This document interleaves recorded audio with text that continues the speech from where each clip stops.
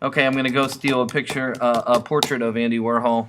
So I'm going to go to Google, of course, and steal. Stealing is good. I'm going to go to Google Images and Andy Warhol. And then let's say, oh, there's some portraits right there. Now, since we're going to be doing the image trace option inside of, and you can see right here, we can make things that look like this real easy. This looks like it was image traced. Kind of has that solarized. There's a term we used to use back in the 80s. Way back in the 80s. And it was called solarize or posterize.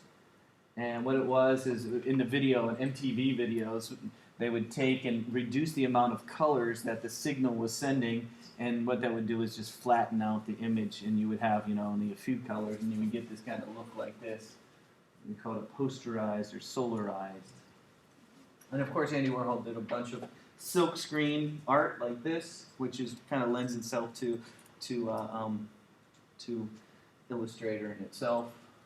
But really what we want to do is deal with a portrait. Okay, so I'm going to find a portrait and incorporate that into my poster somehow. You know, looking for the type of iconic, you know, maybe not using the iconic one. I kind of like this one. Of course, the one with the cigarette in his mouth kind of is a good one. That my friend Aubin always used to try and copy that. He used to, when we were kids, we'd take photos of ourselves with looking like Andy Warhol. Where is that one? Aubin would like that one. I don't know where it's at.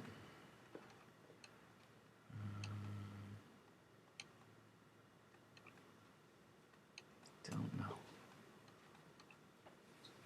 I don't know where that one's at. If you haven't seen his one,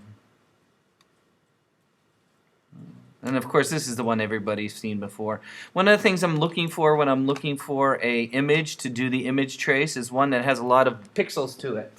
Because how the image trace works is that it takes the pixels in there and converts them into vectors. So if you have one that doesn't have a lot of resolution, like this one right here, it's only 475 pixels by 517 pixels, that would be a horrible to image trace. Because not only is it not many pixels in it, but it's also blocky because it's been JPEG'd. And how JPEG works is it takes 8 pixel squares and kind of clumps them together into big ones. So then you got not only is it blocky, it's not only a low resolution, but it's blocky. So it's not going to really do the image trace very well. You know, what you want to do is find an image that has a higher resolution. I would say, you know, this one wouldn't even be good right here. This one's no good. This one's pretty good because it has a pretty high resolution right there. This one's okay. This one's much better.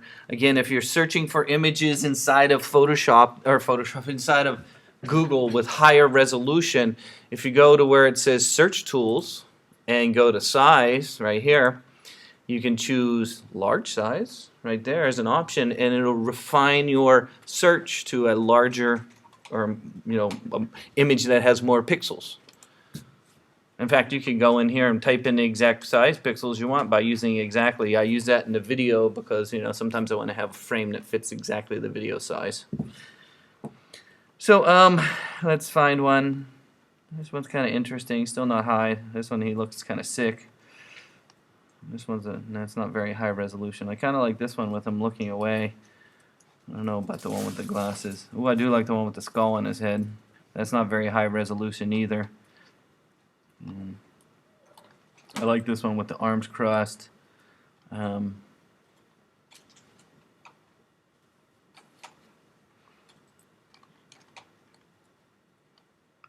don't like the hair. I don't never like the one with his hair up.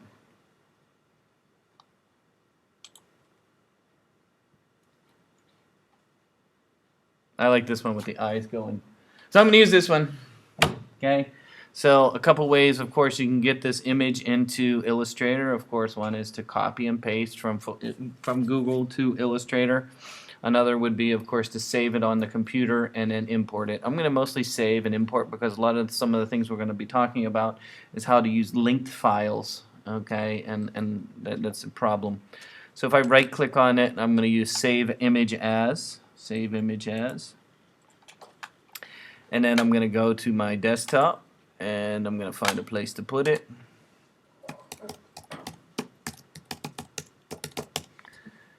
And I'm going to hit create, and let's start with.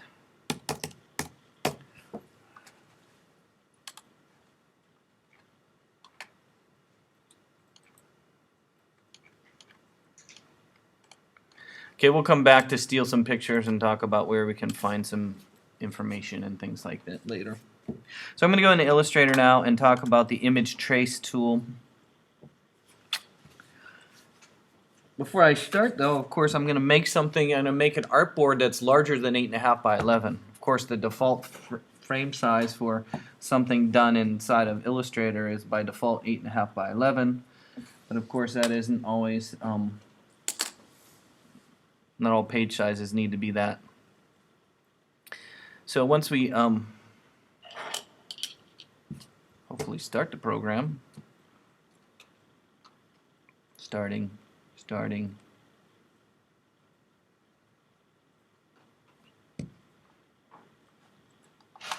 Oh.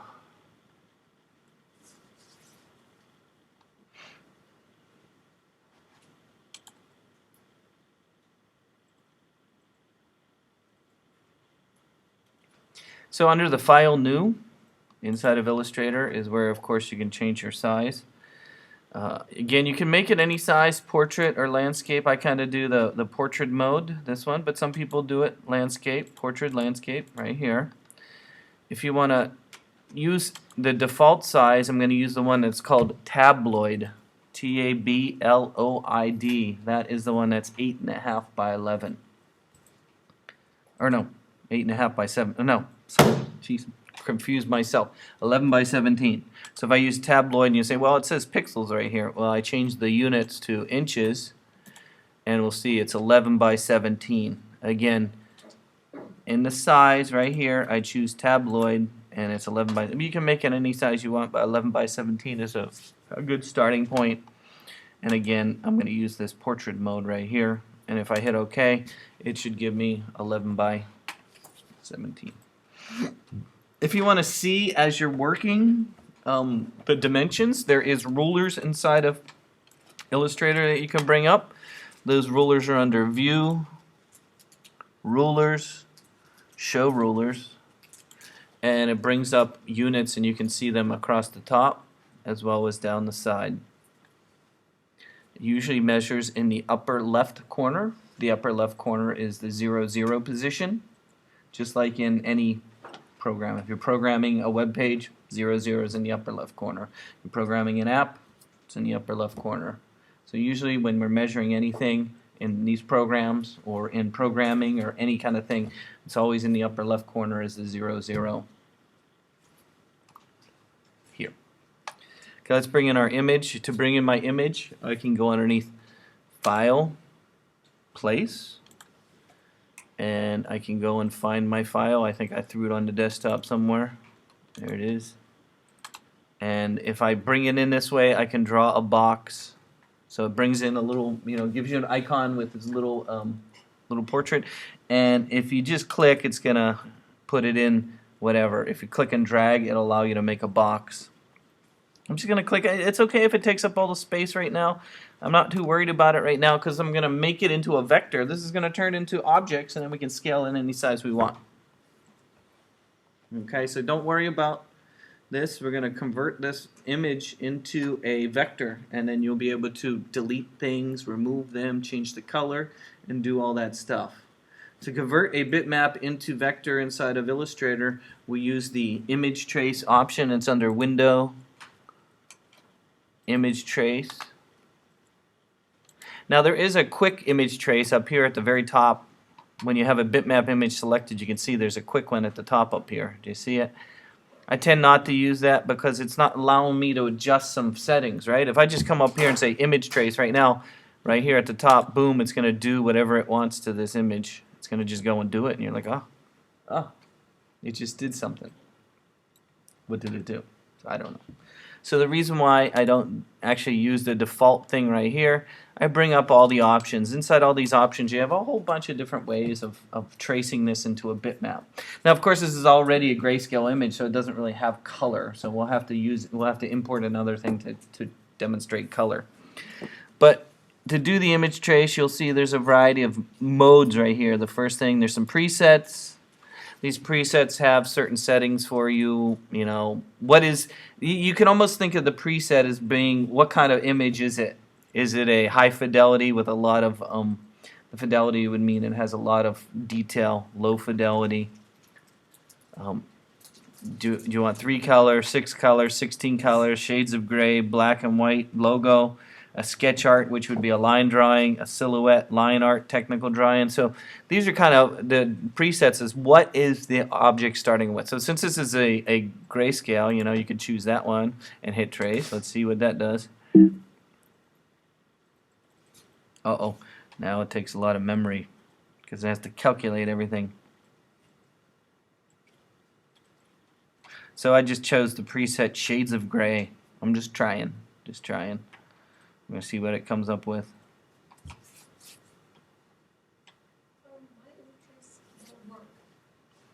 My what? Do you have your bitmap selected? So it converted this, but what it did was it put a bunch of little objects in there, and if I zoom in, you can see what it would look like. And that's kind of just wasting memory right there. I mean, it has a kind of look to it, but you know, it just went through and you know, geez. You know, I'd do that in Photoshop. If I wanted that look, I would do it in Photoshop and then import it as a bitmap. And you know, why make the computer calculate all these things? So this is not the best way. So I'm going to undo that.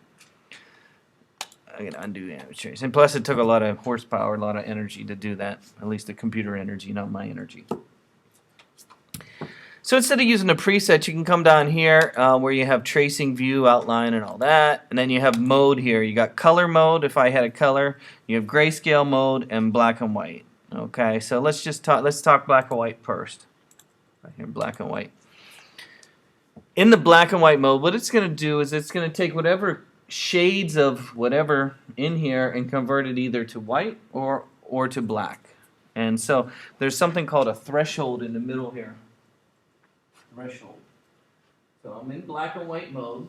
What black and white mode means is make objects that are either white or black. That's it. Two shades. You have a threshold. The threshold is a scale of 0 to 255. Okay, and then of course the middle is 128. So what the scale is used for is when it looks at this, if it's a middle gray, do I be black or do I be white? And you can adjust where that scale is, right? Some of them are kind of middle here, right? So it needs to make a determination. Is it going to be white or is it going to be black? That's what the threshold is. So you can actually do some tests, and you can see how that works. You can hit the preview button. There's a preview button right here, and it'll show you what it looks like. It'll do its thing. There we go. That looks pretty good. I kind of like that look. If I move the threshold down a little bit, let's see what happens. There we go. So it took the darker areas and made them bright white, right? Or if you move it up, see how the threshold works? You get more of the middle grays turn black. So you have a way of adjusting your objects in the trace. And that's kind of cool looking. That's a scary looking Andy Warhol look right there. Okay. I don't know if I want that one or do I want this look. It's pretty good too. Both of them are good. He's got a good face to do this, doesn't he? Let's look at the grayscale one for a moment. So this was black and white. Again, you have a way of adjusting the way it looks. If you choose grayscale, okay, it's going to go through and kind of do what it did. I'm going to kind of change before it even. I'm going to stop that because I don't feel like waiting for it to calculate all that. And I'm going to reduce the grays down to very few. So maybe 7. So instead of it being, I don't know, it was at 50 or something like that. What it was doing is it was taking and trying to make 50 different shades of gray, which was calculating a long time. So I'm going to use gray here, and I'm going to convert it down to a little bit less and we'll see what that comes up with. It's going to give you more of the posterized, solarized look, kind of gray, but it gets you big blotchy. You notice how you start getting blotchy, kind of colors. Blotchy would be different shapes. I'm going to even go down a little bit less. Let's go all the way down to 3. Let's see what that one looks like.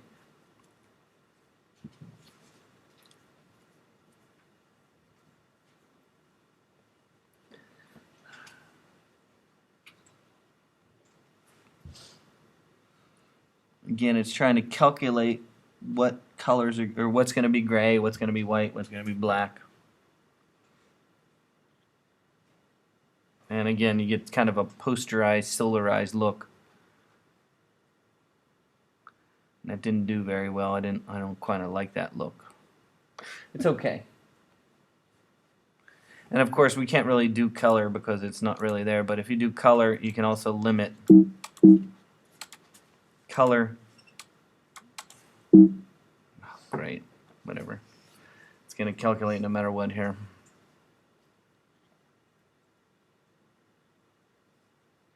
So the color option is kind of similar to the grayscale in that it'll limit the amount of objects that it makes. Of course, it doesn't have any color, so.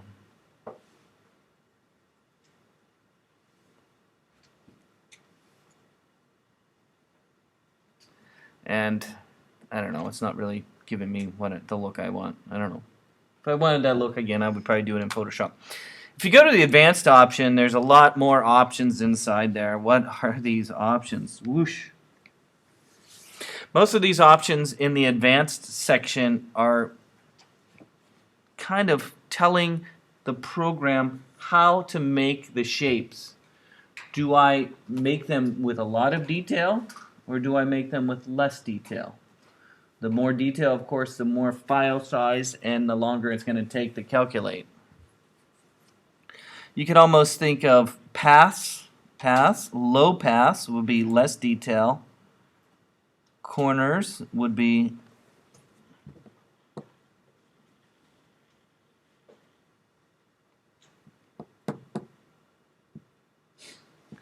and probably the most important one I would say in the advanced option is ignore white. What that does is where it finds white stuff, won't make a shape there. So let's go back, and so I'm not enjoying this look here of this one. It's just, I don't know, it's just not giving me, I kind of like the black and white look that I was getting at the very beginning. So if I choose black and white, I'm going to go back to the black and white. And if I click the ignore white, okay, what it does is it removes everything that would be white. So there's no object. If I click on this and move it, you'll notice there's nothing where it would have been white. So it'd be transparent. So it's just making objects out of that. So do you want, and which is a very useful, I find this, because let's say you scan a logo, because you're going to inevitably, somebody's going to come to you with their business card and say, can you make me this in Illustrator or some other program? They said, okay, well, where's your logo at? Oh, I don't have a digital copy. I only have a business card. So then you have to scan or somehow take a picture of the business card, get it into Illustrator, and then you're going to, of course, you don't want to waste a bunch of time trying to redraw their damn logo. You're going to use the image trace, right? And so there's where the ignore white would come in. You ignore all the space that's around it, and that helps a lot. So the ignore white, I think, is probably the most useful. So let's move on. You guys kind of got an idea. You're going to have to just try the image trace. Try a color one. That's actually one of my first. When I was 22 years old, I had an art opening at a gallery in Pittsburgh. And what I was doing was just solarizing pictures that I scanned in. Because back in 1980 or 1990, most people didn't have a scanner. We didn't have digital cameras. But the company I worked for had a scanner. So what I was doing is scanning pictures in and then solarizing them and then putting them in art galleries. And people liked it. I sold half my pieces in my first show. Just by doing something like this, kind of solarizing and things like that. So it's been around for a while. I'm going to stick with this black and white, and we're going to color it, though. So I'm going to click with black and white. Let me get a little bit more detail in there. I kind of like it being like this. I kind of, ooh, there we go. It looks a little bit more Andy Warhol-ish, if that's a word. Okay, so I'm going to go with something like that. Okay, so what I'm going to do is I'm going to hit OK or trace this, whatever it is. It's already traced.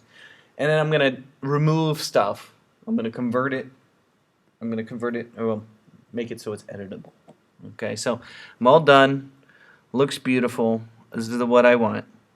What I'm going to do is to edit it and remove objects and things like that. To do that, we need to do something called expand. What expand does is it's a feature that allows you to take something that's kind of like this and ungroup it, because it's kind of like grouped together right now. And expand is also used for a symbol. Like, remember how we were using the symbol sprayer tool and working with symbols at the beginning of the semester when we were doing the trees? Remember the trees in the mountain and stuff? If you have one of those symbols and you want to use it and manipulate it, you have to do the same feature. It's called expand. So once you have your image trace in there, to expand it is under Object, Expand. That'll convert or make this into editable objects. So if I hit expand, it says, hey, you want to do this? Yes, I want to do it. Hit OK. Notice how it puts all the dots in there, right? You're used to putting dots in things, right? Once I have my dots, like the points that I'm used to, I can then go and start deleting and removing points and, you know, things like that. So I would use the white or direct selection tool right now. And if I didn't want this border at the top, I could select that, hit delete on. Don't hit delete. How about this? Oh, because it sees this as one big object. That's why. How about we do this? I'm going to select these ones over here. Select these ones over here. No, hit delete. No, that's not going to work either. Okay, so boy, that's not going to work, is it? Okay. Why is this not going to work? This is an individual object. That's an individual object. Okay, how about we use the minus anchor point, delete anchor point tool. Oh, because it sees this as one big object. That's why.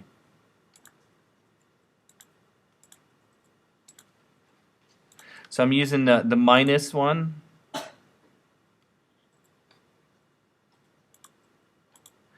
The minus anchor point. Oh. There we go.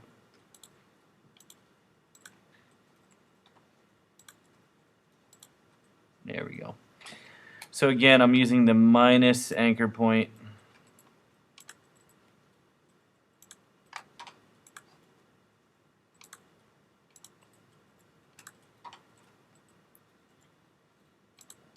There we go. That looks good. I'll probably get rid of all the points down here. I don't need any of these. I'm going to get rid of all of these points down here. There we go. Anything else down there? There we go. And then maybe move this around so it's nice and organized here. There we go.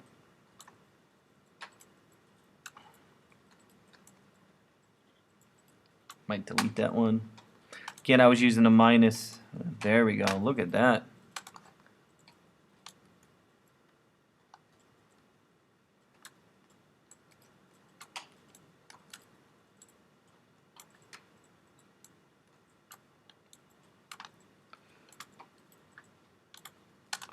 Okay.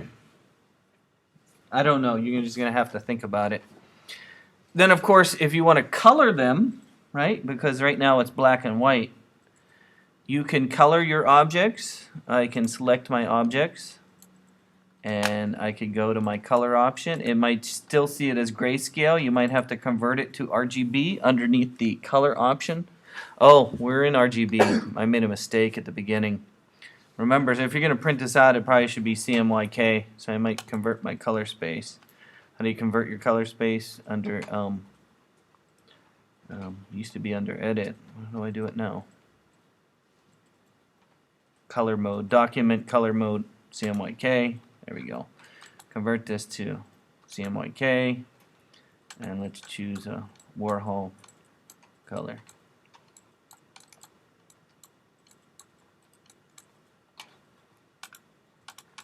There we go.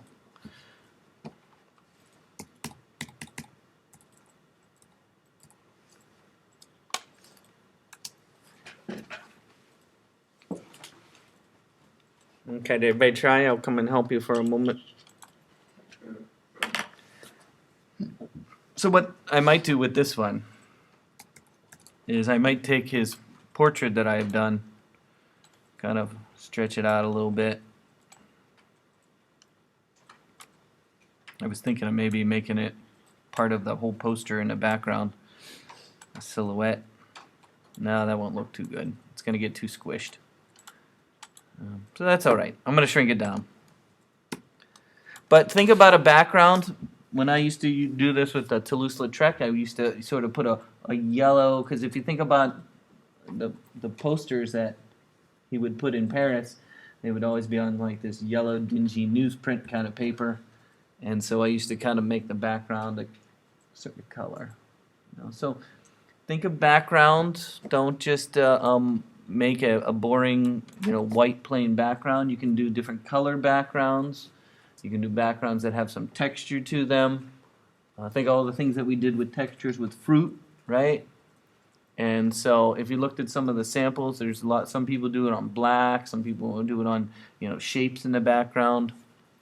Andy Warhol had a lot of, if we look at his work, I'm going to go download some work now so I can incorporate it in. Again, some of the things I might download. If I'm doing research, of course, probably the best place to do research is to research maybe the museum of the artist or something like that. Of course, we can go to our famous Google, and we can go to Andy Warhol MU Museum. Andy Warhol Museum might be a good place to get some samples. Okay. Try and use some different things. You don't have to always use the famous paintings from the same artist, right?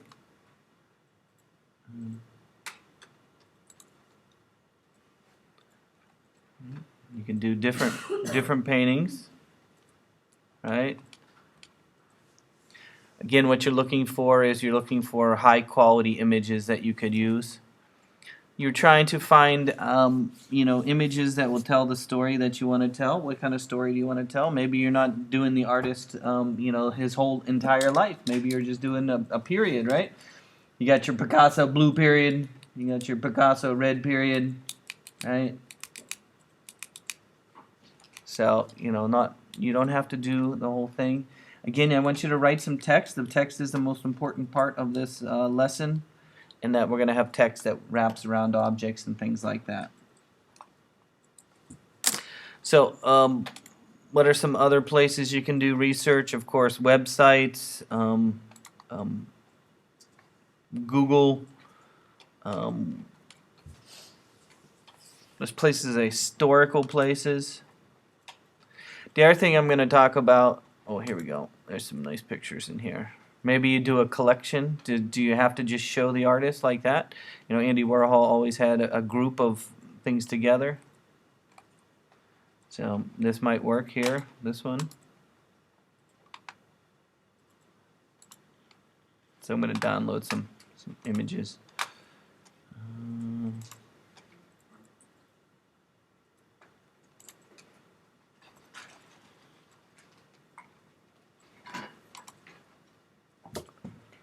I used to have this, the portrait of Mao in my office, and the Chinese students would come into my office and say, "Oh, how come you got a picture of Mao on your wall?" It's just Andy Warhol, I'd tell them. Okay, this is not giving me the images I want. Don't go to their museum. Their website sucks. I'm going to go back to Google. I'm going to download Andy Warhol art. Images. There we go. Plenty of stuff to work with there. Yes? The artist we choose, does it have to be painter or someone historical? It can be or anything you be- want, as long as it has some kind of organization to it. Okay. I've had people do dancers, architects, botanist.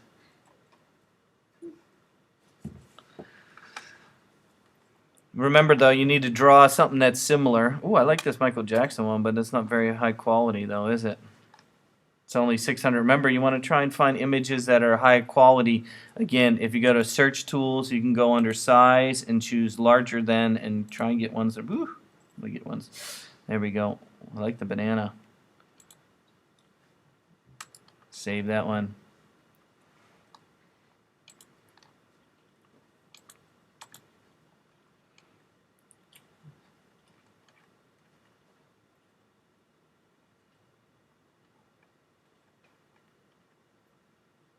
I've always liked this as the pattern.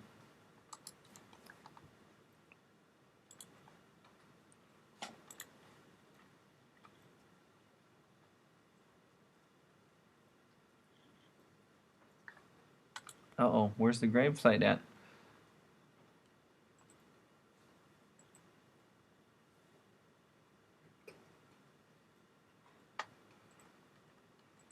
Next time I go, I'll have to go visit. Of course, the crazy Campbell soups. What else?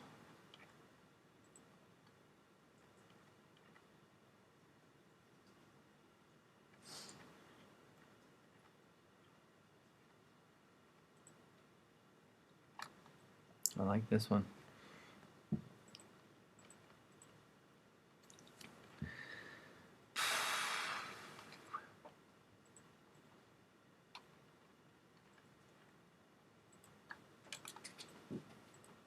That's a good one. So again, you can right click and save image as.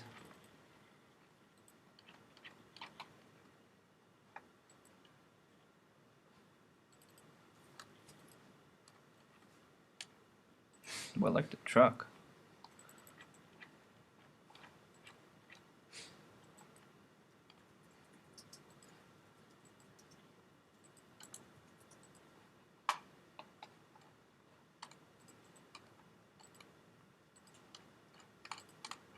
Now I want the one with the hair. Where's the one with the hair? Now I want the one with the hair.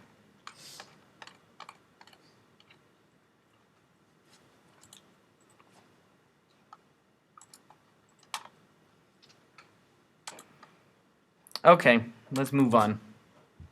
So I found some art.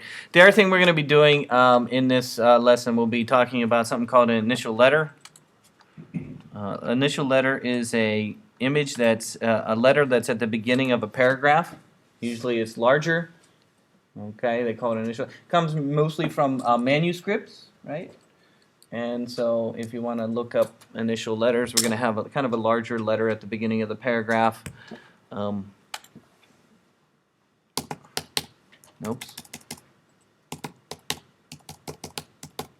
The college I went to had a library called the Carey Collection, and oops, that's not it, is it? That's definitely not it. There it is. And so it has probably the largest collection of old manuscripts in the whole United States, I would say. And you can look at a variety of initial letters, at least. Let's look briefly here. I think you can go by date. Yeah, let's see. Here we go. So there's some in the 1500s that had some nice initial letters. Oh, there's some. No. Here's one, initial letters. So again, usually at the beginning of a paragraph, they'd have an elaborate kind of drawn letter at the beginning of So we'll do a sample. I really wish I could find one that was a little bit more. Here we go. Here's an example. So again, you see the big P at the beginning. So the most important thing to think about when we do the initial letter is how do we deal with that large letter within the spacing of our the rest of our text. So again, we'll do an initial letter. So let's get back to Illustrator. I downloaded some pictures. I got my portrait here. I'm going to put in his name.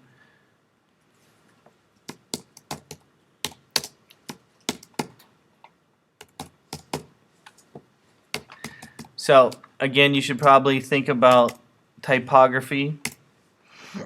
I think there was a font. There was an Andy Warhol font. Did I download that one? Wasn't there an Andy Warhol font? I think there was.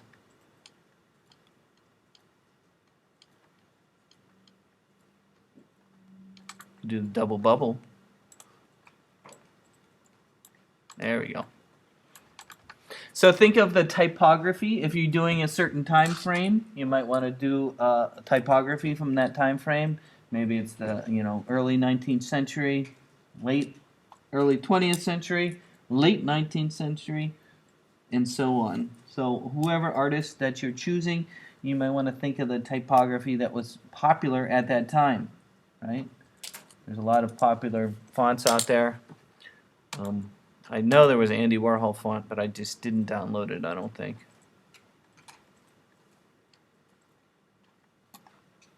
In addition, I would include not only... so let's manipulate some of the text here. I don't like this font. I'm going to choose something different. I'm going to choose something very simple for right now, just to go over. So let's talk briefly about the typography for a moment. Okay, I like to go over how to deal with letters. So the first thing I want to talk about is how do I get a gradient into letters? How do I put a gradient in? Okay, so if I come over here and hit the gradient tool right here, it doesn't change the gradient. There's no gradient for letters. But we can cheat. Okay, so if we want to do a gradient in letters inside of Illustrator, you need to use the appearance window. In the appearance window, you can add a new fill and a new stroke. Okay, if I add a new fill in the appearance window, it will then allow me to add a gradient. So let me show you what I mean. Again, if you select some letters and just hit the gradient option right here, it's not going to work. How do I add a gradient to my letters? If I go to the appearance window, in the appearance window, you can add things like new fills and new strokes. New fills and new strokes. If I, in the appearance window, add a new fill, it then will allow me to do any kind of fill I want. I can do a gradient fill in this case, and there's my gradient. And you can use the gradient tool to adjust the gradient if you want. Remember, this is the gradient tool right here. So you can adjust the gradient. We can adjust the color of the gradient by clicking on the gradient pop-up window, if I can find it, because we've already done gradients a couple times, right? So you should know how to do gradients already. There we go. So if you wanted this kind of look,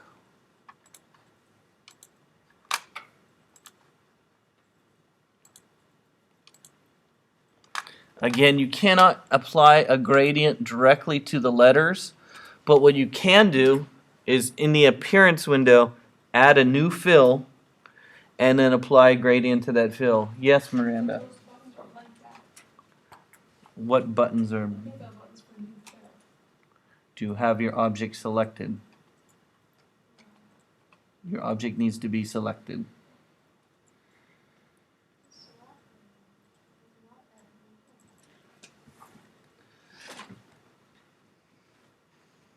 What's that? Is it selected? What works? Okay.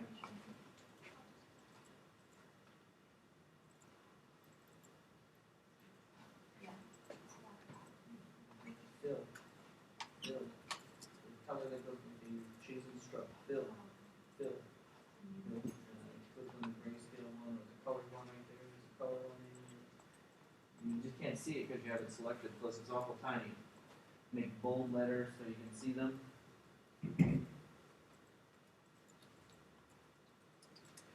Yes? bigger.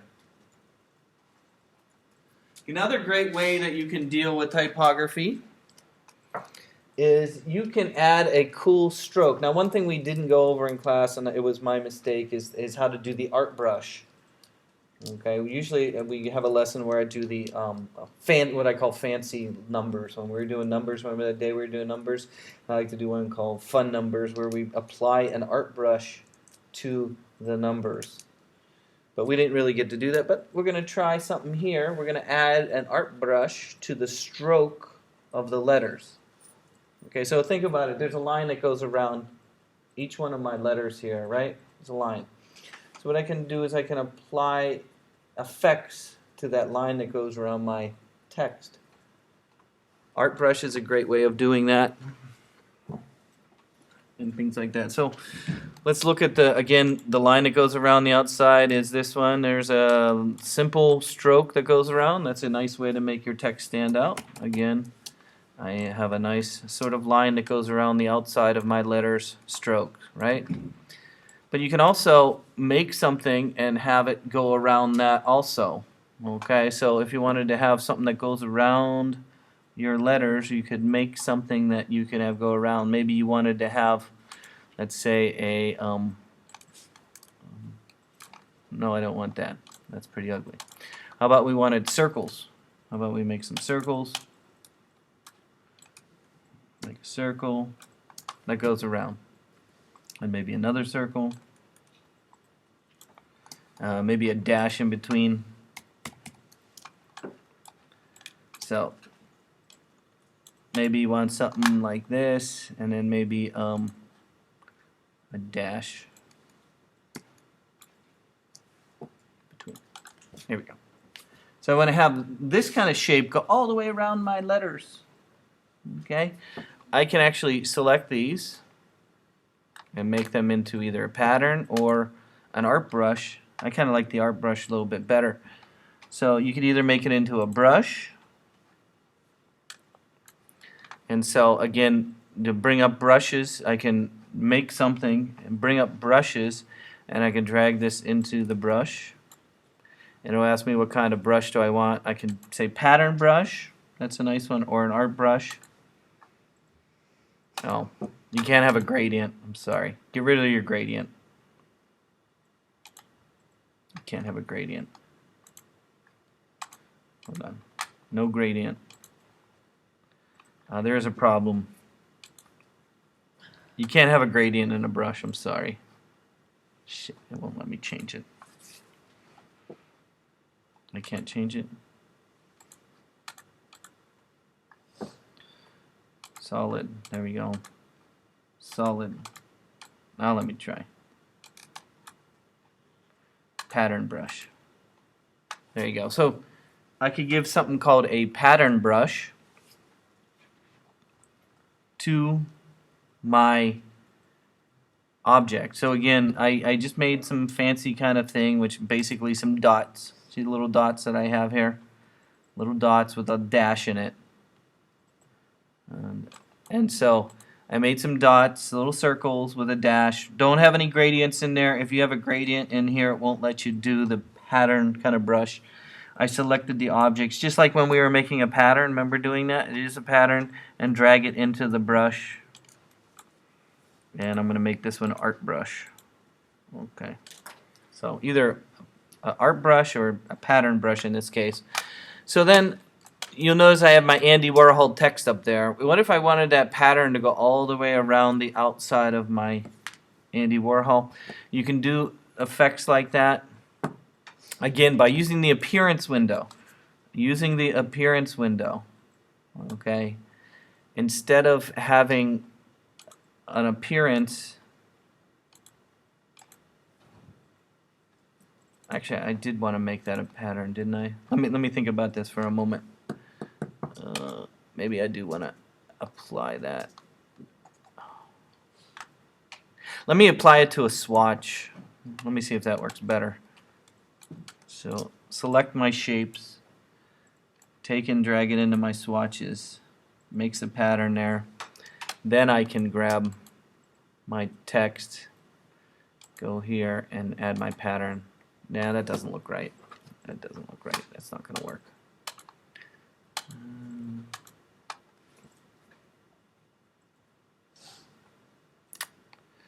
I know I was able to apply a brush to my stroke somehow.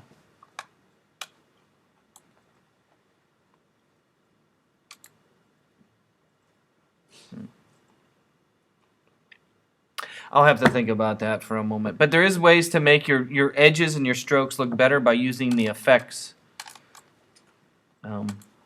This is the one I used before, the squibbly. Squibble. There we go.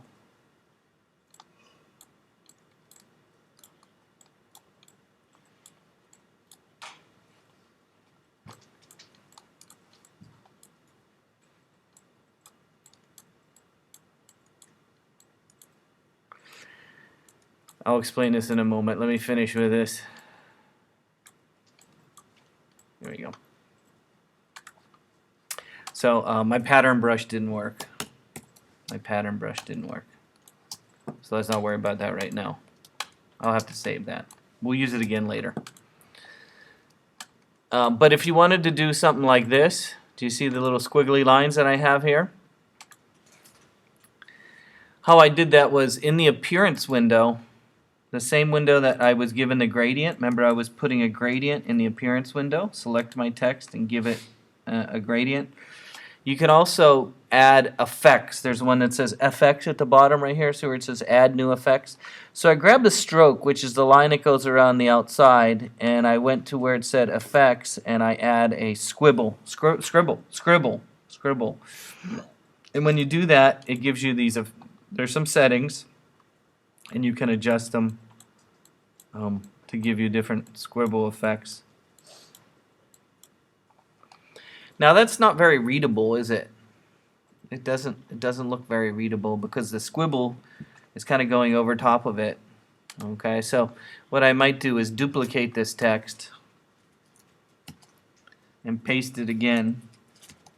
So I have two of them, and then put one over top of the other one and get rid of the scribble. There we go. How about that? Okay, so a lot of things you can do by using multiple objects instead of one. Do you remember when we were doing the fruit, right? And we had two pieces of fruit, one with a texture over top of it and one without a texture. Well, this is the same kind of concept. I have two pieces of text. Now, again, the second piece of text that I put over top of it, if just like that, very unreadable, not very good. But if I go and add a second layer of text that doesn't have the effect on it, now it's readable and it still has that cool squibble effect in the background. Where did I get the squibble effect? Again, all these things that I'm doing to the letters are under the appearance window. So again, this one has a little squibble effect. Those effects are under FX down here. There's a whole bunch of them. You might want to try some of them and see how they work. You got inner glow, outer glow, feather. Feather will make it soft. You want it soft? Drop shadow. You got a little drop shadow. Though I never liked this drop shadow. There's a drop shadow. No, I don't like it. I kind of like it like that.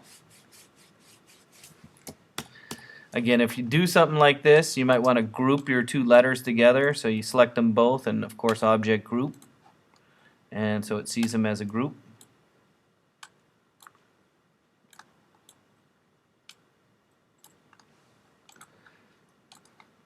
The other thing you might want to include in your letters is maybe the day that, his birthday and, passed away, whatever year, the year that he was alive.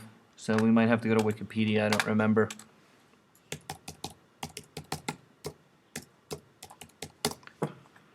And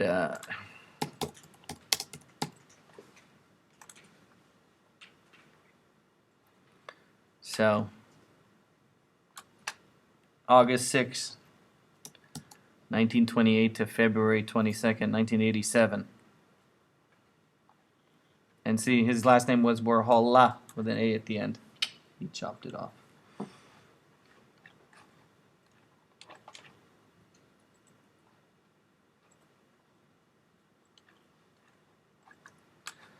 And of course I can put that in.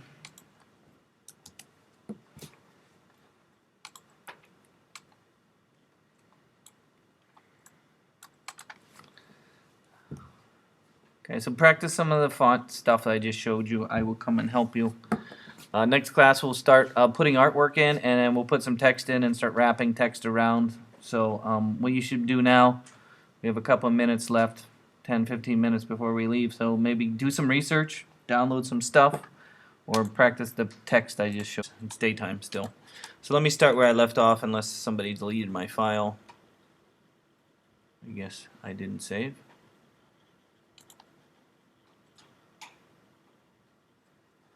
I was working on Andy Warhol.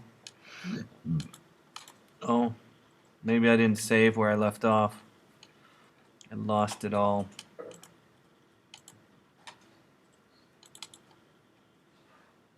Yeah.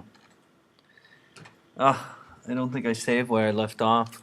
I think I left the computer running and somebody probably quit the program without saving. So I guess I'm stuck starting over again. So one more, let me look real quick. Yeah. Yeah. Yeah. What day was Monday? 10th? 10th?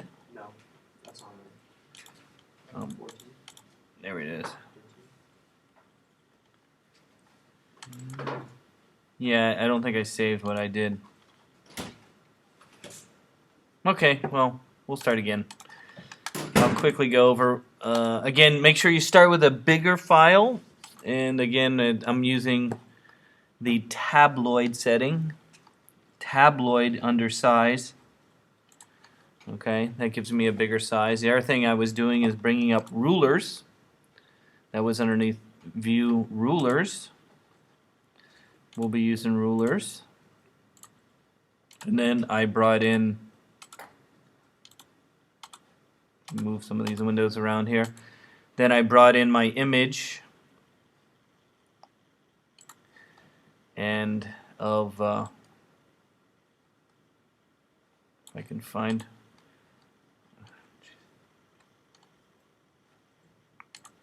no, oh, here it is. I brought in my Andy Warhol image, right? And then I converted that into a black and white image using the auto trace or the image trace. And remember we talked about threshold.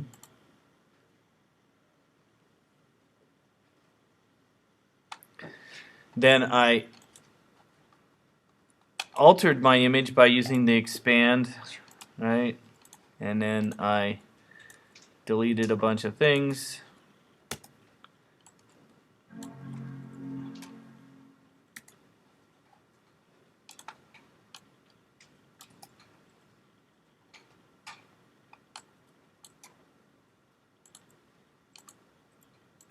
Something like that, didn't we?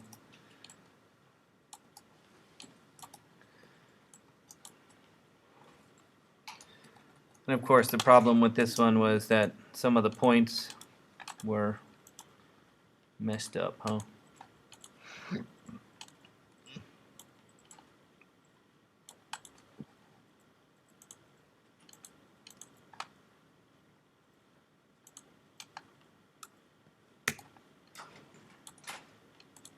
Probably should have used an easier photo for this, right?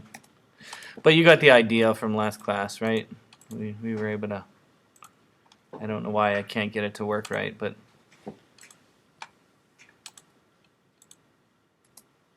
there we go. Starting to come about.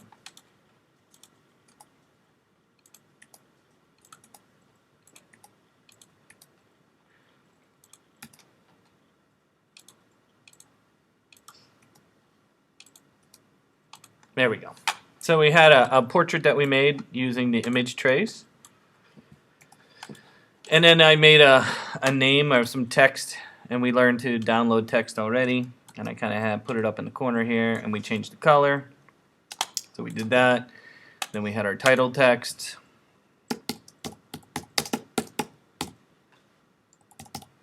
Whoosh. And that was some beautiful text.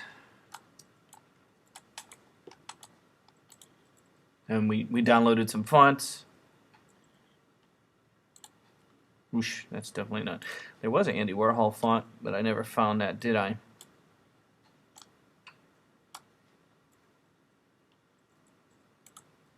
There we go. Okay, so in my design, I wanted to have.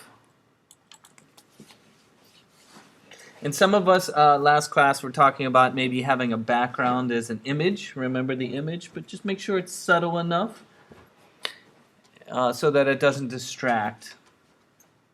The next thing I want to do is bring in some images and then bring in some text. So I'm going to have some text kind of right here. Let me put some text on for what was his well, we'll type it in, his kind of birthday, or not his birthday, but the years that he was alive. Let me change the color here. So I'm going to go to Wikipedia and steal from Wikipedia. Sorry, today is going to be stealing from Wikipedia because I don't have time to type Andy Warhol text.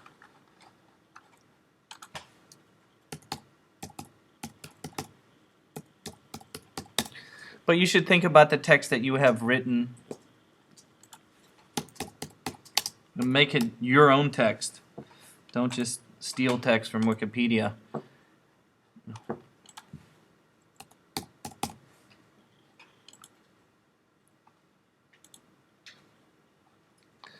Okay, again, he was born, so I'm going to put this on there. Makes a nice touch.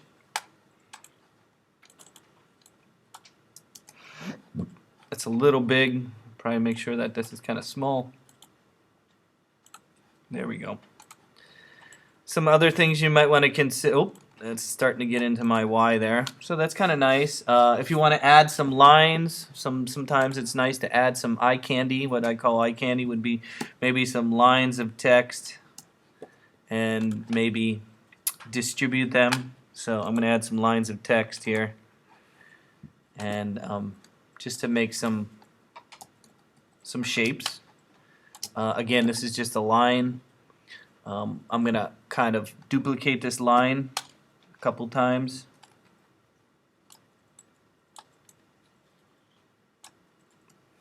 Maybe 4 times here. And then maybe stagger the size of them.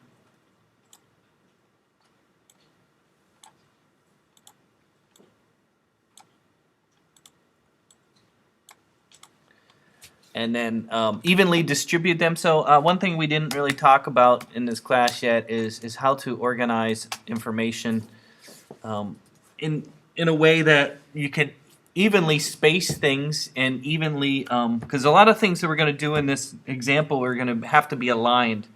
You know, the most important thing to a layout is alignment. You know, the people want to see things in organized fashion.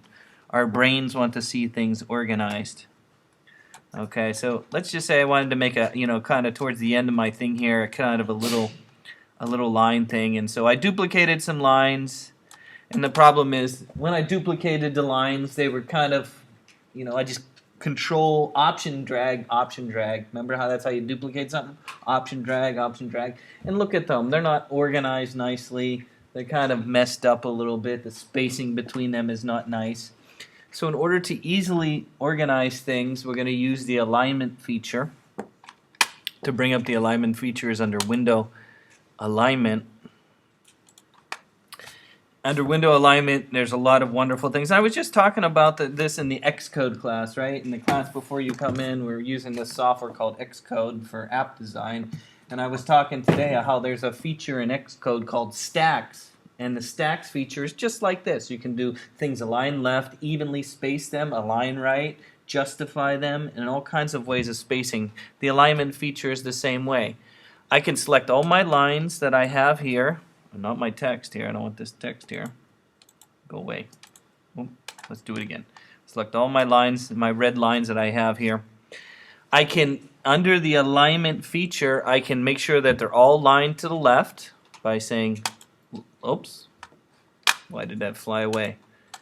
Oh, I had my text selected still? Hold on. Let's see. Click 1, 2, 3, 4. Align left. Why is it? Oh, it's still to the artboard. Ah, do you remember when we were doing to the artboard here from the app? Remember I was saying, oh, the app design. We were doing align to the artboard here. So I got to fix that. I'm going to fix that align here. So we're going to go align to selection. Align to selection. Now if I hit the align left, all the lines that I have there will be nice and aligned to the left. And then if I want to evenly space all of them between each other, I can do this one right here where it says distribute. I'm going to say evenly distribute. And now all the space between them is nice and evenly spaced. So when you're moving and doing things like this, and I'm going to move it up so it's nice and aligned. So with the bottom of the thing. So if you want a little, shapes like that and things like that, you can do things like that. Make them nice and aligned and even. So wouldn't it be nice if making sure this kind of graphic that I made here is aligned with the bottom of the line of the text here? Wouldn't that be great?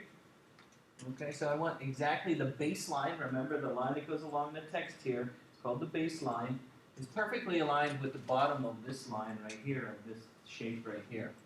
Okay, so how can I do that? Well, you can eyeball it is another way of doing it. Now, moving things by, just visually is kind of difficult in the program. So what Illustrator does is it has something called guidelines.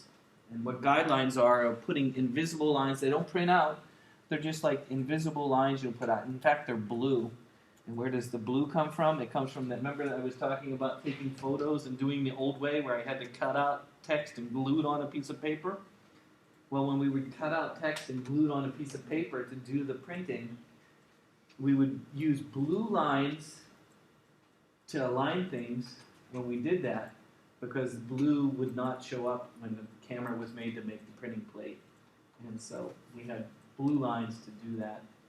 And hence, Illustrator's still using those things from traditional printing. And to make a guideline, I would put my cursor up in the rulers up here. See where my cursor is all the way up where the rulers are right here? I'm going to hold my left mouse down and I'm going to drag down and it'll give me a blue line. And you'll notice it puts a blue line all the way across my document. You can see it go all the way across my document. That blue line is referred to as a guideline. And I can then, when I move objects around, they can snap to that guideline. And I'm going to do a couple more of those. Let me remove some of this right here, real quick here. Oops. There we go. Okay. In addition, when I put my column of text, I'm going to have a column of text here. I want my column of text to be exactly aligned to the edge of Andy Warhol's shoulder. See how he has a shoulder there? So I can then go and put my cursor in this guideline right here, and I can drag it across. So I have a guideline there, so when I make a column of text, it's going to be aligned with that. So when I start building this, you're going to have all kinds of guidelines. Okay, you'll have, in fact, I was, the other day I was looking at somebody designing an app, and we design apps in Illustrator first, okay? So in app design, I kind of plan it in Illustrator first, and then take that plan and put it into something like Xcode, right? You don't just, you can't just take a program like this Xcode and start building an app without planning. It's not going to work. So, I was looking the other day at this guy who was designing an app, and he has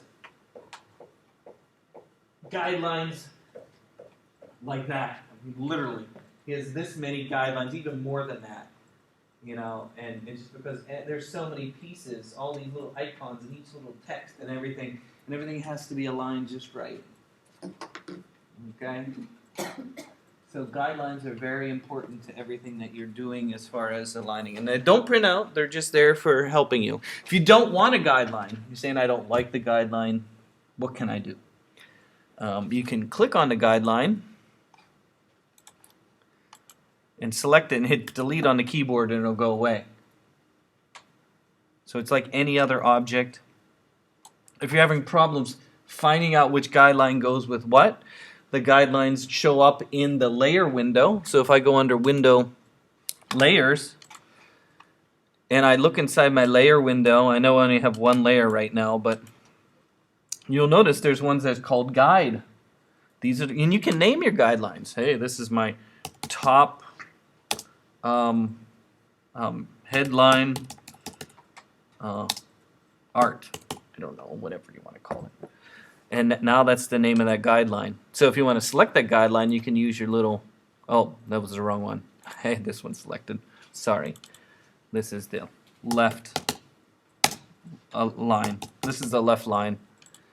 And then this one was the top guide line.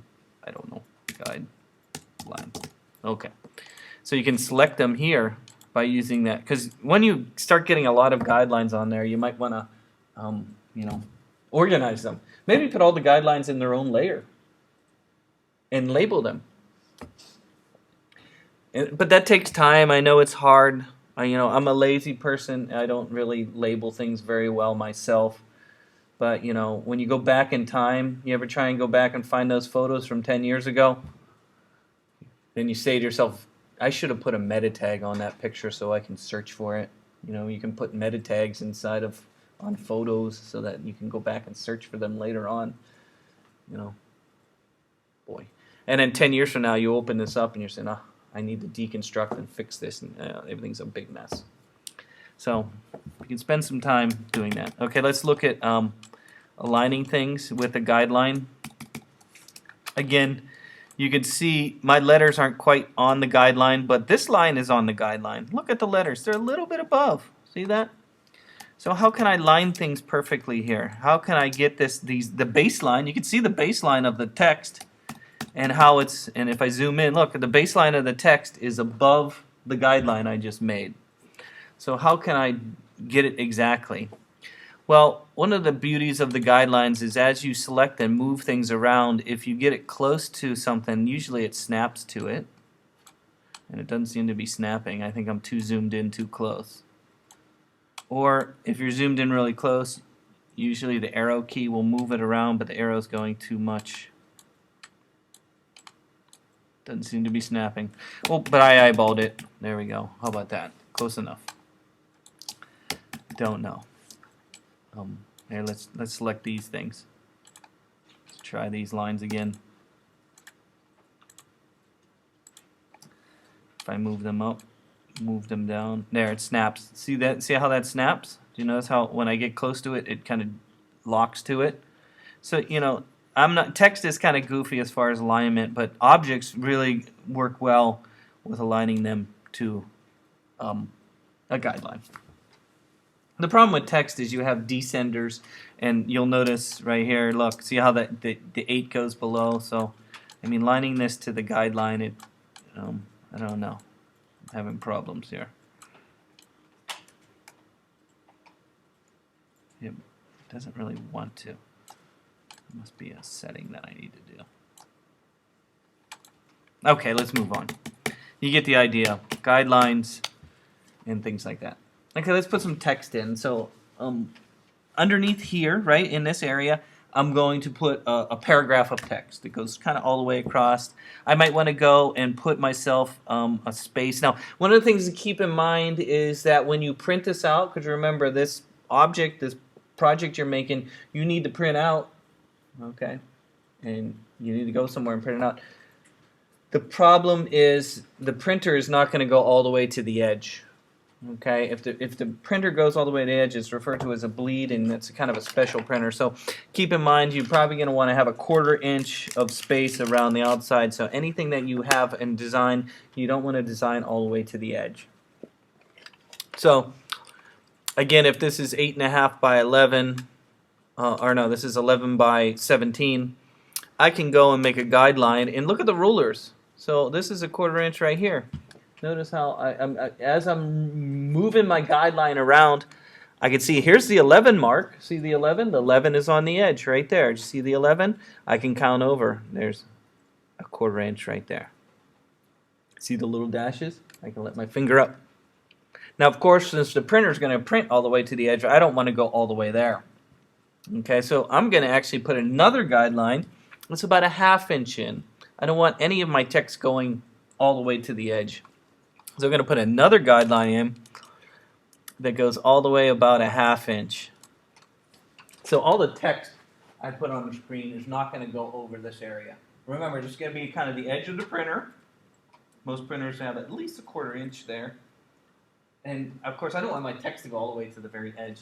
So I'm going to go all the way here and at least put, this would be like the minimum amount of where my column of text here is going to end. Does that make sense? You can do the other side too, and the top, maybe down here. We got a top.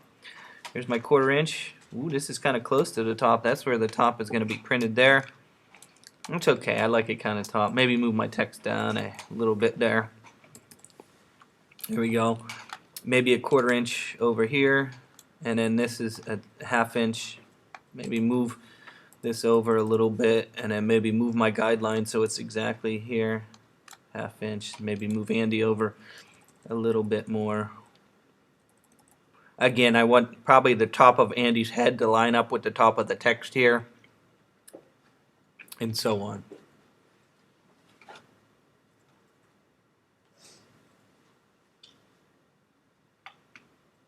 So think of the alignment. Use your guidelines to make things align properly. It's already looking pretty good, right?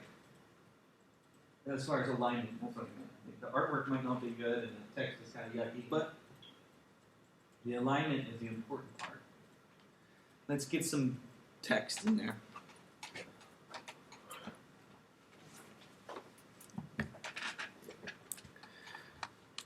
So to put some text in, and let me delete some of his. Oh, I didn't want to do that. Oh, maybe I did. Okay, we'll get rid of that. Let me delete some of this. Let me move this down just a little bit. There we go. We'll give him a shoulder. Okay. So in order to put text in a box, you need to draw a box. Okay. Now, you can draw a box by simply using the text tool itself and go to the area type tool, or not area type tool, I'm sorry, the type tool. So we haven't talked about all the different options here. Mostly you're going to be using the type tool. The type tool is probably the greatest tool to use because it can do things like make up. The area type type tool is different. The area type tool is if you want to take text and put it in an area. So let me go over some of these. Let me go over these ones, and I'll actually come back to what I'm going to do. So let me just demonstrate the area type tool just for a moment, because you might want to use it for your project. I had a woman one time who made a wonderful Kledinsky, probably the best one I've ever seen, best project. And she did Kledinsky, and she went and put text inside that. Kledinsky did circles, squares, triangles, right? And so if you make let's say we make a circle. Where's my circle tool? Circle. I need a circle. Circle. There we go. Ellipse. There's an ellipse. Use the area type tool. Where was that? This one. To put text inside an object. Now, one thing to keep in mind, if you do the area type tool to put text inside a shape, the color of the shape will be invisible. So if you want to keep the color, you need to make a duplicate copy. Watch. If I click, the text goes away. And then, of course, I can put my text inside the box. This is the area type tool. Okay, you notice how it aligns to the text. And, of course, you might want to justify it so it goes all the way across on both sides. Okay, but notice how it went invisible. So if you wanted to do that and keep the color, I would copy the text and then paste it, and then of course you want to color it. You can make want a beautiful color. Oh, that's a beautiful color. Oh, it's still in grayscale mode. I'm still in gray. Where's my color? Evil, evil. Ugh.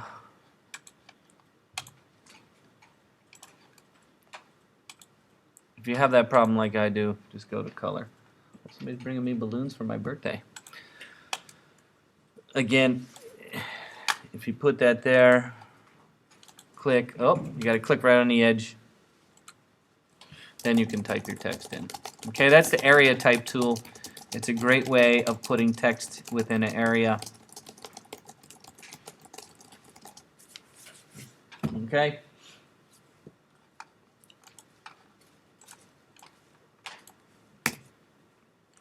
Now I'm going to kind of, if you want to try it, there's type on a path.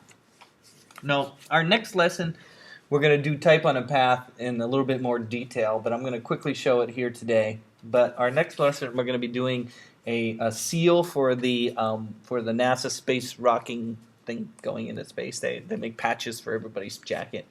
And when we do that, I usually use type on a path to get the text to go around the seal. But what text on a path is, so we'll be doing this a little bit more later, but it does what it says. It does text on a line. So if you draw a line, let's say you have, oh, here we go, pencil tool. You guys all love that. I got a line like that. Of course, we can make it, there we go, a line. I can use this one tool called text on a path, and remember again, just like we did with the text area tool, text on a path, the line will disappear. So if you want to keep the line, you have to duplicate it like I did with the area, right? So if I use the text tool on a path here, I can go and click on the line, and I can type my text, and notice how it follows along like a river flowing. One thing you'll notice also is when you get to the end, if there's too much text for the area, it'll get a little, see the little red X at the end right there? See the little red plus? Here? What that's telling you inside of Illustrator, it's saying that text, there's too much text for the space. There's more text here. Of course, you can't see it because it's not there. There's no more room for it to be. So we're going to have that, you'll see that a lot. Okay, so those are the two you probably might want to use. Those are different options. Okay, let's get to making text. So again, in Andy Warhol, on his website, I'm going to take this first line of text that's here,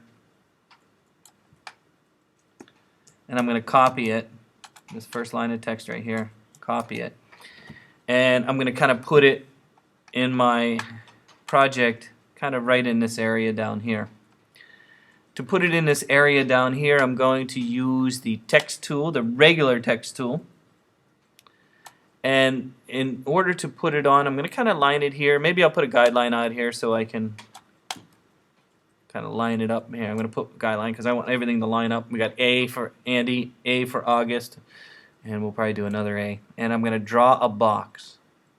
Again, I have the text tool, and I draw a box with the text tool. Gives me an area for the text to be in. And if I go edit, paste, it'll paste my text. Notice how I get a little plus already here. What is that plus telling me? Well, there's more text that can fit in the box. So what can I do? Well, I can make the text bigger, and actually I have to type his name up here.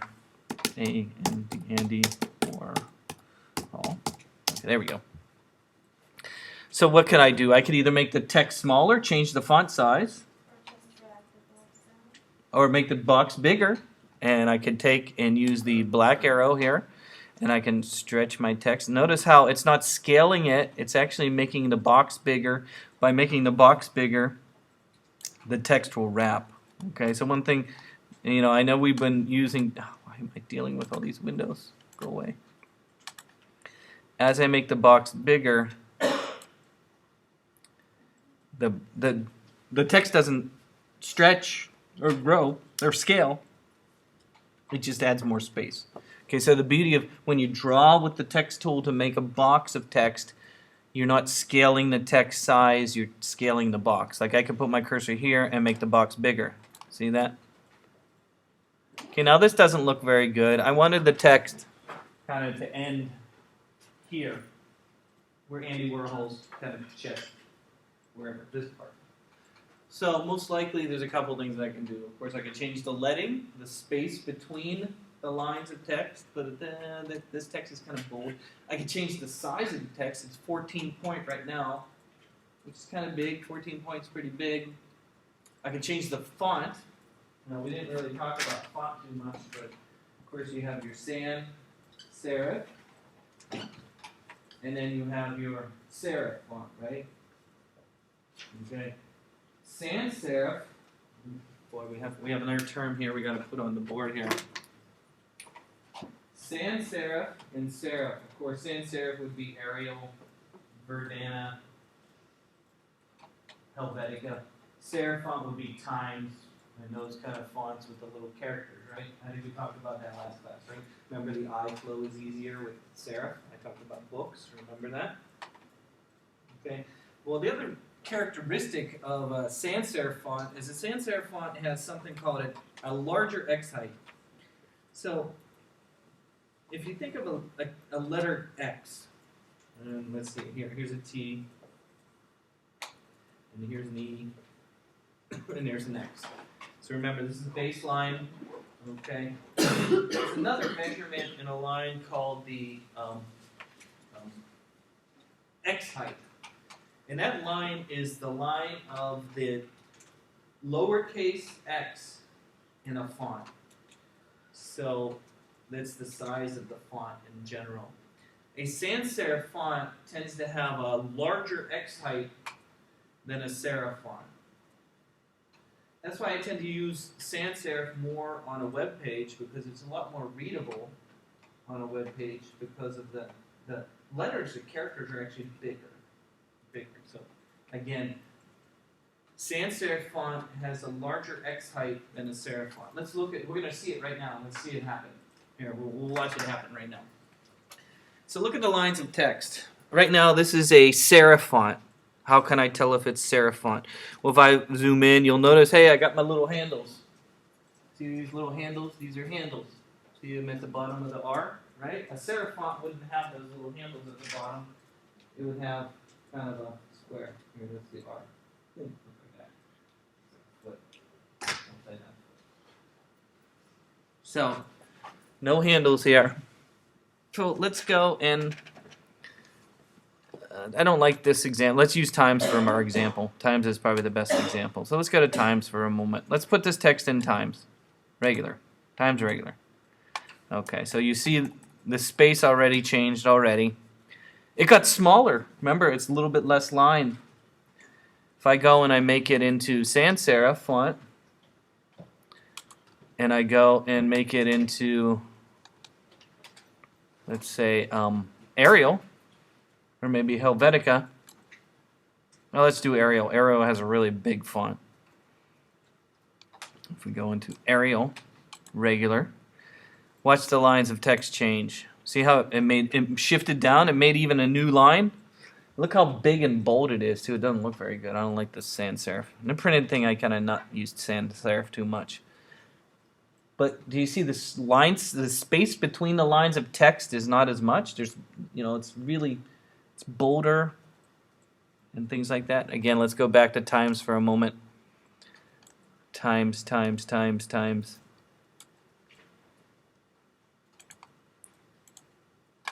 See how it takes up less space? And of course, there's more space between the lines or the leading. And it's just because times has a smaller X height. The little letters are, the whole font itself is smaller and not as tall. Yes? What is the biggest difference between sans serif and serif fonts? It's the handles, Handles. You got the, see, look at the eye with the little handles here. Again, the beauty of that is for readability. Most published things, this doesn't have sans serif. How about the Westphalic schedule? That doesn't have sans serif. Whatever, books, high quality printed books mostly are written. Things that you want to read, the novel, right? You're not going to read the novel in a sans serif font. Your eyes will get tired. Okay, you want to read a novel in a serif font. It's easier for your eye to flow. Then remember we talked about the kerning. Right? Look at the space between the S and the T right here. See how there's like a little bit extra space between this? Okay, so if you wanted to really, really good typographers will go and spend the time and really, if you put your cursor between there like that, there's an option called kerning, and we haven't even looked at that yet. That's under the type options under character right here. And there's one right here for kerning. You'll see the V and the A right here. And if I go and make a minus, let's say negative 75, see how it got a little closer? That's a little bit too much. It's exaggeration there. Maybe just 25. Maybe just 50. There you go. See how that's a little better? So, I mean, that takes a lot of time and effort. You need to do that for each letter, or it goes by default. The kerning is between two letters. So you need to move your. If you want to do all the letters and change the spacing for all the letters, it's going to be this one right here, which is this is letter spacing. Letter spacing. So if I want to change the space between all to be more space between all of them, oh, I got to select the whole thing. I'm sorry. Hold on. Select the whole thing and go here and watch. We can go all the way to, let's say, 75. And of course, there's more rows because I just changed the space between every letter. But if you need to change space between only one word. You can select that word and adjust this option too. Yes, you can do it individually by word. And of course, you want them closer together. Of course, you see how it's tighter now. Takes up less space too. Of course, 0 is kind of the auto setting. So if I wanted this to fit, probably what I would do is change the spacing. Notice how the line spacing or leading is larger than the font size. Remember we talked about that and I wrote my little 12, 14 on a thing. So in general, the line spacing or leading is going to be higher than the font size. Because if you try and make them even, say put 14, 14, look at how the lines are really close together and the ascender will tend to come down and descender will come down and conflict. And that looks a little tight too. So I probably wouldn't do that either. So I would probably leave this on auto and I would change this maybe to 12 point. And now that doesn't quite fit either. I want it to be a little bit more. How about we try 13? I could put one in there that's not in there. It's kind of close. And then maybe we move it up a little bit. Oops, I didn't want to do that. What did I just do? No, this was on auto, wasn't it? There we go. And then maybe I change my box. And then maybe I move my text up just a little bit. And of course we could put a guideline so everything is lined to the bottom here like that. There we go. See? Everything is beautifully aligned. The only thing I don't like is the word the right here. See how it's kind of on the end there? I kind of, so when you're looking at columns of text, I don't like the being by itself over here. So if I click on the box, I might change it just a little bit so the isn't there. Oh, that looks so much better. So just doing little adjustments like that will really make it. So you really need to look. Yes? If you have those lines, do they represent words or are they just there for Which lines? those straight red lines? Red line? Yeah, those red lines. Like they're right next to the Or red line, the design you made. Oh, that's just some graphics I have. Somebody called my phone. I don't know who this is. What is? Hello?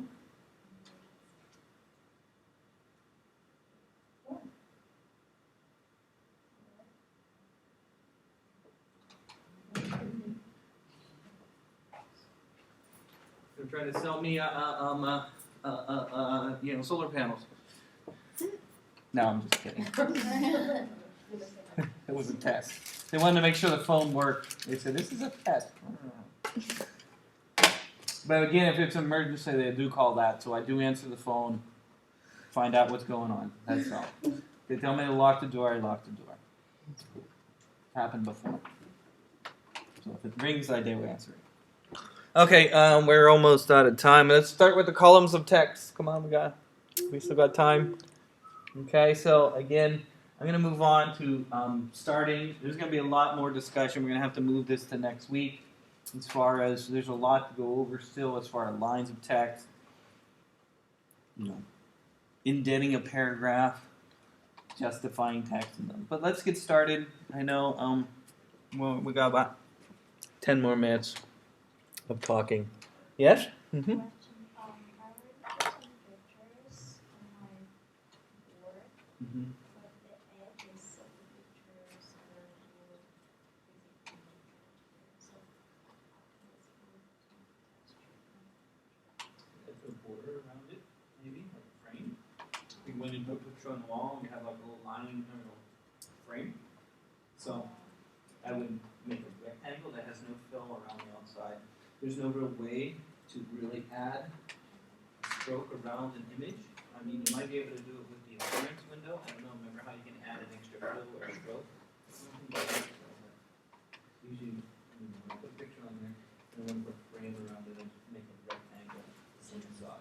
just frame with some fill or No fill, just a kind of a stroke. Make a rectangle with a black line, some kind of line.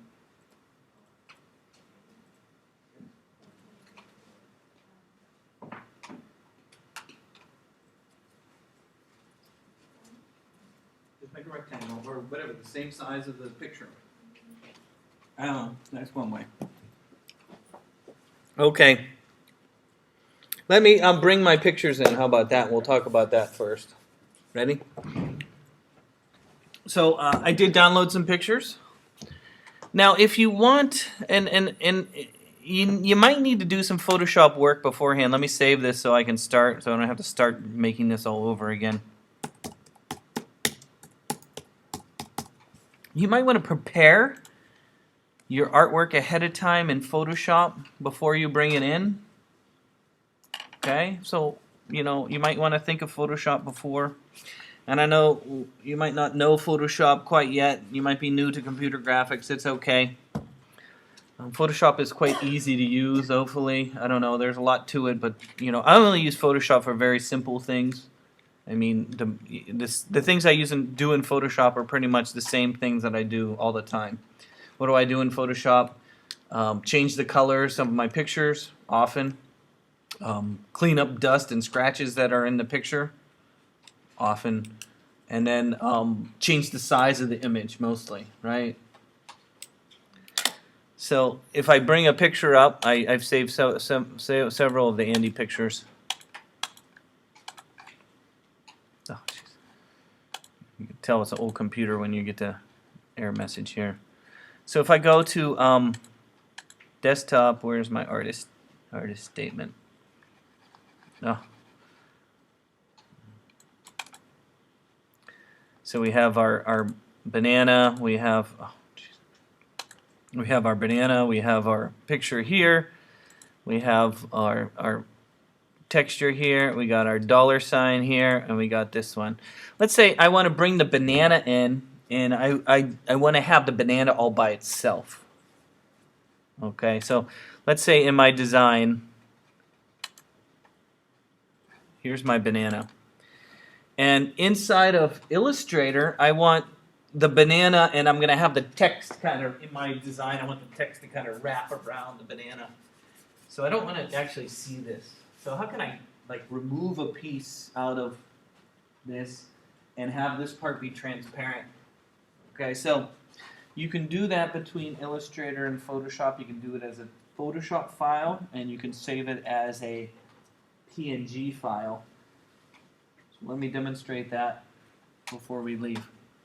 So part of my design, I want to have the famous Andy Warhol banana.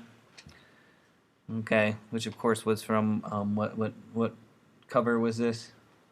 It was Underground, Velvet Underground, I think, their album cover. So probably the easiest way to cut the banana out is to use the magic lasso, because it is magic. Okay, where's the magic lasso? It's this one right here. There's a lasso tool right here, lasso tool. I can click on there and go to magnetic lasso, not magic, magnetic, I'm sorry.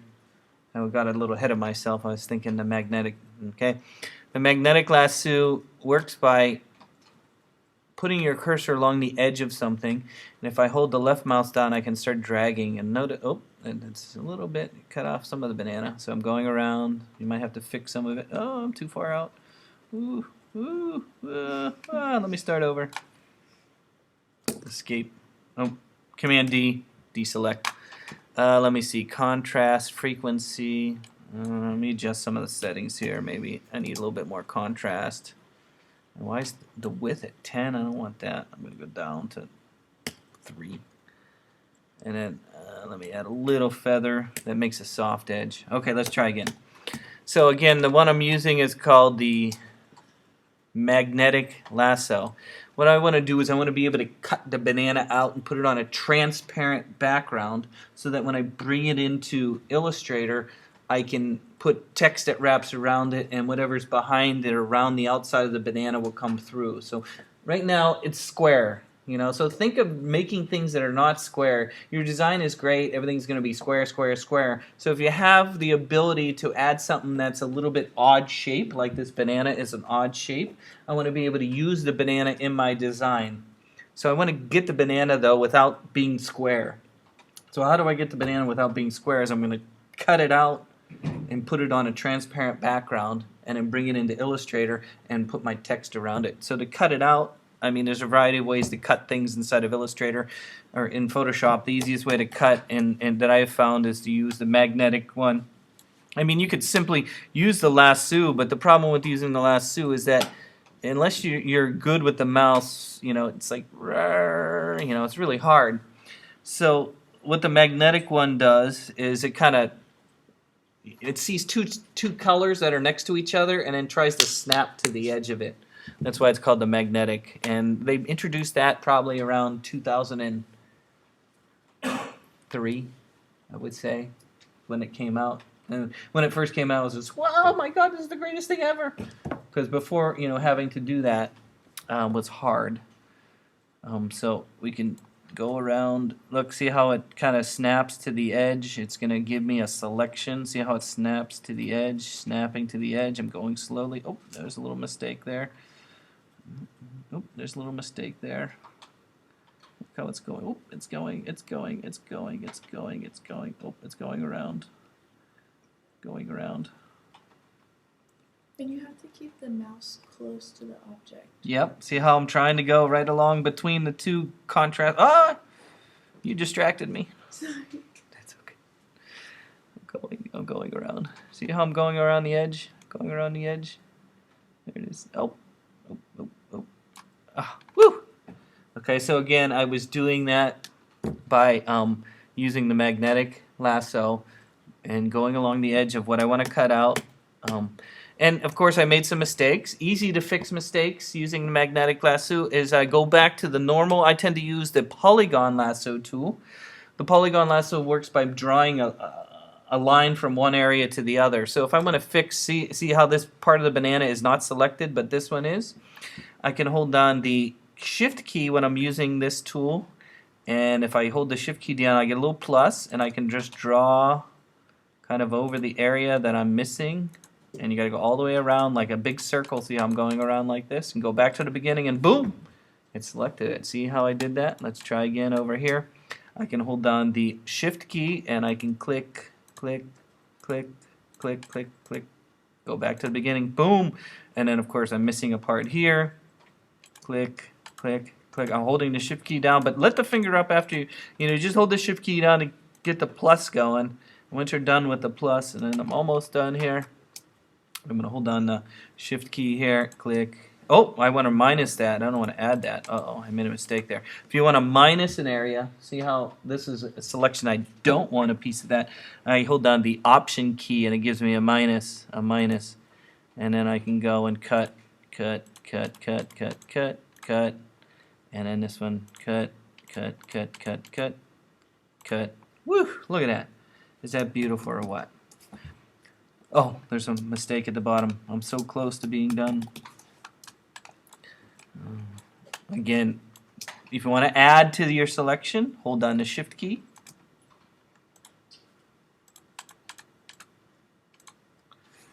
do that. Really, you should learn how to do that in Photoshop.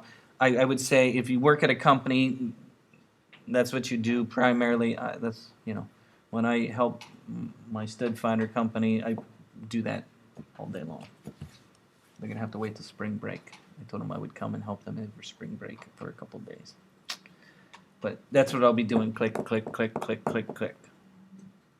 Okay. Here, look. Add. Shift key, add.